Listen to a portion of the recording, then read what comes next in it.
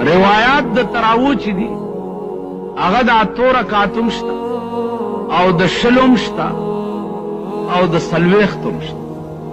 لنډ درته وایم چې درې شپې رسول الله صلی الله علیه وسلم تراویح صحابه ته په جمع وکړي او په څلورمه شپه صحابه په انتظار ناستو او حضور علیه السلام ورته راونوت.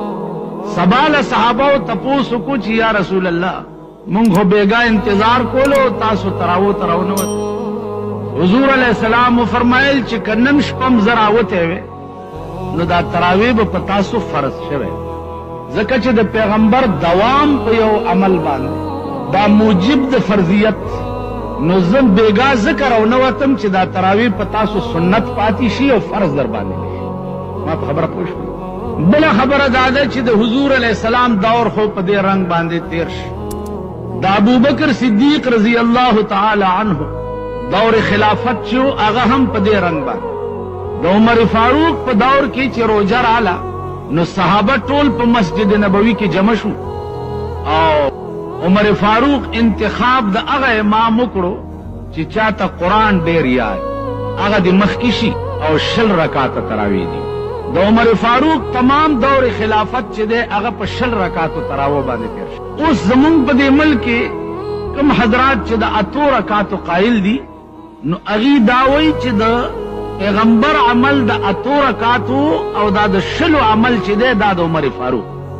اوس عزیزانو دا علمی خبره ده چې قول او فعل د صحابي دا په باب د ما لا یوقلو کې محمول وي په سما باندې.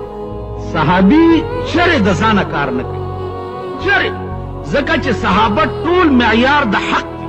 دا نن چې تاسو د قرآن ختم وکړو یا قرآن ته د خدای کلام وایي یا ځان ته مسلمانان وایي دا ټول د صحابه برکت، ځکه چې صحابه چې دا د پیغمبر نه برای راست اخذ کوونکي د دین، برای راست اخذ کوونکي د قرآن، برای راست اخذ کوونکي افعال اقوال اطوار د پیغمبر، دا برای راست.